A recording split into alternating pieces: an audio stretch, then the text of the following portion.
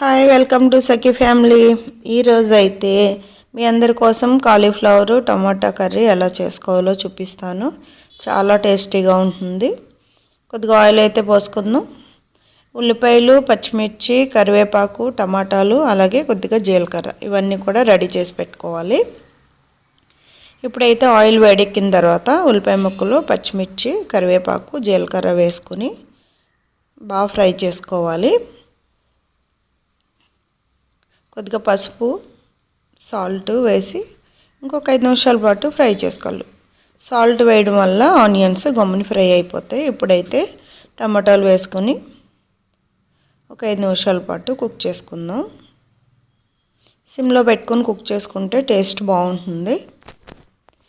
ఇప్పుడైతే కొద్దిగా అల్లం వెల్లుల్లి పేస్ట్ వేసుకొని పచ్చివాసన పోయేదాకా అయితే వేయించుకోవాలి.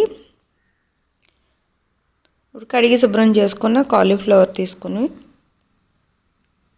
అందులో వేసుకుని ఒక 5 నిమిషాల పాటు మగ్గించుకోవాలి. చూసారా ఎంత కలర్ఫుల్గా ఉందో. టేస్ట్ అయితే చాలా బాగుంటుంది. అందులో సరిపడినంత కారం, ధనియాల పొడి, అలాగే కొద్దిగా మసాలా పొడి ఇవన్నీ వేసుకుని బాగా మిక్స్ చేసి ఒక 5 నిమిషాలు మగ్గనిచ్చి బాగా మూత పెడితే గమ్మున మగ్గిపోతుందండి. సిమ్లో పెట్టుకొని మూత పెట్టి వదిలేసేయండి. ఈ విధంగా మగ్గిన తర్వాత అయితే వాటర్ పోసుకుందాం. కానీ ఈ కర్రీ చపాతీకి కానీ, రోటీకి కానీ, రైస్కి కానీ దేనికైనా చాలా బాగుంటుంది.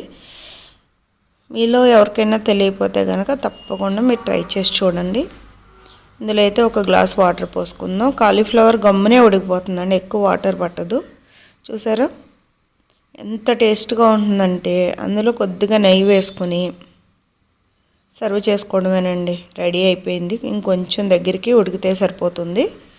మన కర్రీలోకి కానీ, చపాతీలోకి కానీ, రోటీకి కానీ దేనికైనా కూడా చాలా టేస్టీగా ఉంటుంది. మీరు ఎవరికన్నా ఈ కర్రీ తెలియకపోతే కనుక తప్పకుండా ఈ వీడియో చూస్తూ మీరు ట్రై చేసి చూడండి. ఎలా వచ్చిందో నాకు కామెంట్స్లో తెలియచేయండి. అలాగే నా వీడియోస్ అన్నీ చూస్తున్న మీ అందరికీ కూడా చాలా థ్యాంక్స్ అండి.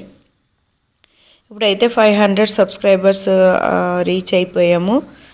మీ అందరి సపోర్ట్కి నేను చాలా రుణపడి ఉంటాను. Thank you for all. ఇంకా ఈ విధంగా మీ సపోర్ట్ నాకు తప్పకుండా కావాలండి. Thank you.